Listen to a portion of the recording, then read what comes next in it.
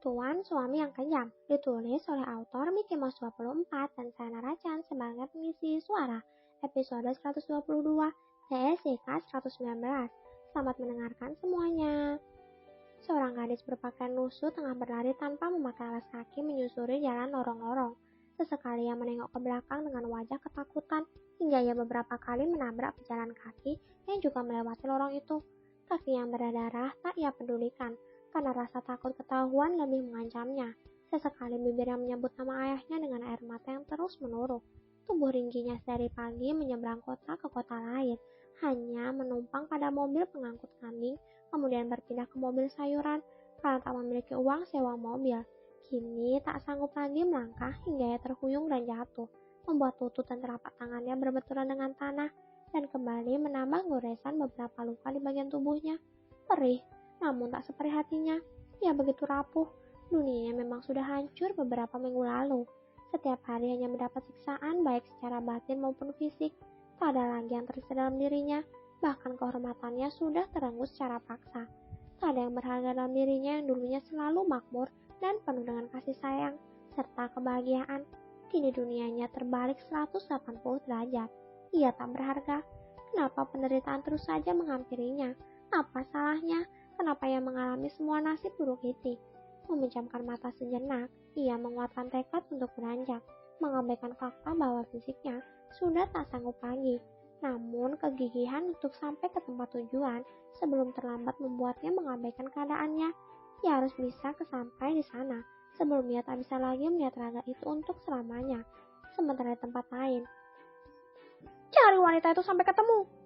Teriakan menggema memenuhi rumah mewah itu. Bawa ke hadapanku segera, saya akan memotong kakinya hingga ia tak dapat kabur lagi. Desis pria berusia 35 tahun itu dengan raut wajah seramnya. Baik pak. Alicia menatap kosong gunungan tanah yang menjadi tempat peristirahatan terakhir sang ayah sejak beberapa detik lalu setelah raga tua itu tertanam dalam sana. Sore menjelang malam ini menjadi saksi jika dunianya ikut terkubur dalam sana.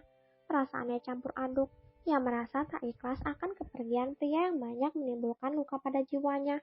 Ia tak rela kehilangan, meski hatinya ia masih membenci sosok itu. Sekali lagi, ia belum bisa maafkan pria tua kejam itu. Ia juga acuh pada nenek, om juga sepupunya, yang tiba-tiba memperlakukannya 180 derajat dari biasanya. Karena Daniel bersamanya, makanya mereka cari muka. Tidak semudah itu bisa mengabuhinya, pikir keras perempuan wanita hamil itu. Entah, kesekian berapa kalinya setiap ia sampai di tempat sejukan asri ini, matanya terus melirik nisan di samping gundukan tanah basah milik binatang. Adara Putri, permataku, bidadariku, kau adalah wanitaku, jantungku dan hatiku. Dia adalah ibu Anda, Nona. Alba berucap sambil menaburkan bunga di makam Dinata. Ia memang dari tadi memperhatikan putri bungsu Dinata yang hanya berdiri dan enggan untuk menaburkan bunga atau menyiram air. Meski sedikit marah dan kesal, namun Alba tak bisa berbuat apa-apa. Ia sadar jika setiap acuh nona mudanya semata-mata atas apa yang dirasakannya selama ini. Ia hanya tak menyangka jika nona muda yang dulunya selalu penurut memiliki hati yang keras dan pendendam. Mengabaikan sikap nona mudanya yang terkesan terpaksa datang, namun Alba bersyukur setidaknya Alicia ikut hadir menyaksikan pemakaman majikannya. Kemudian, wanita hamil itu melangkah pelan, kemudian berjongkok di makam yang menanam tubuh ibu kandungnya 20 tahun silam. Tangannya perlahan menyentuh kepala nisan, mengelus nama yang bertuliskan Adara Putri, juga sebuah tulisan kecil di bawah nama, permataku, bidadariku, kau adalah wanitaku, jantungku, dan hatiku, tertanda Dinata. Aku bahkan tak tahu rupanya seperti apa. Umamnya tersenyum miris. Beliau duplikat Anda, Nona. Ucapan Alba membuat Alicia mendongak, menatap Alba yang sudah berdiri samping makam Dinata. Semuanya hampir sama, selain hidung karena hidung Anda diturunkan dari tuan. Lanjut Alba mengenang wajah cantik istri dari majikannya.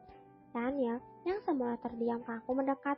Ia ikut berjongkok dan mengelus pundak istrinya dengan sayang guna memberikan kekuatan. Ya, karena ia memiliki hal yang sama di wajah ini, hingga mau tak mau saya sedikit percaya jika saya lahir di dunia karenanya, meski perlakuannya selama hidupnya tak pernah jangankan menganggap darah dagingnya, memanusiakan saya saja tidak. Balas alisnya panjang lebar, masih kental dengan nada kecewa dan dendam. Ia berucap sambil mengendikkan dahunya ke arah gunungan tanah basah di samping makam ibunya. Nona, saya mau pulang, putus Alicia tak menghiraukan raut wajah Alba yang menahan kecewa atas sikapnya. Di sini ada villa, istirahatlah sebentar sebelum kembali lagi ke ibu kota. Ibu hamil bukannya harus menjaga kondisi tubuhnya. Ucap Alba berusaha menghentikan langkah nona mudanya dan Daniel, dan ia berhasil. Terbukti saat suami dan nona mudanya menghentikan langkahnya. Jalan, titah Daniel datar. Ya, istrinya memang butuh istirahat, karena dari pagi hingga malam menjelang, istrinya tak pernah istirahat karena musibah yang sangat tiba-tiba ini. Alba mengelum senyum, kemudian dia segera mendahului keduanya untuk menunjukkan jalan. Tuan, akhirnya nona muda berada di sini. Saya tahu Tuan melihatnya, semoga Tuan bisa tenang di sana. Batin Alba menghela nafas, menahan sesak di dadanya. Mau ku gendong, tawar Daniel karena kasihan melihat Alicia berjalan beberapa puluh meter. Tidak, terima kasih, tolak Alicia. Mata wanita hamil itu memindai pemandangan dengan kagum-kagum di tempat sunyi ini. Sedari awal menginjakan kakinya di tempat luas ini, dirasa begitu nyaman dan menenangkan. Hawa sejuk disertai beberapa pepohonan rindang yang tumbuh teratur di atas rumputan sintetis dan juga ada beberapa kursi dan bunga-bunga bermekaran indah. Luasnya 20 hektar, sebelah barat ada danau dan juga villa. Timur ada kebun teh, juga beberapa villa. Selatan ada perumahan dengan pemandangan gunung yang membentang di belakang bangunan. Utara ada taman bunga, juga makan tuan dan nyonya. Jelas Alba. Ya, kenapa tidak bilang jika apa jarak perumahan jauh? Kalau istri saya kelelahan, saya kubur hidup-hidup Anda. Protes Daniel. Ia segera meraih tubuh istrinya dan digendongnya ala bridal style. Alicia yang hendak protes, terdiam kala mendapati tatapan dingin tuan suaminya. Di tempat lain, wanita muda yang berpakaian lusuh berkeringat, bau tak sedap, dan terdapat beberapa luka di tubuhnya. Juga kaki yang berdarah-darah sampai di sebuah tempat yang siapapun jika kesini pasti akan meninggalkan luka mendalam. Ayah! Teriaknya dan berlari ke arah kerumunan orang-orang yang akan memasukkan mayat ke dalam liang. Kamu siapa? Oke para pendengar semua, sampai jumpa di episode selanjutnya. Bye semua.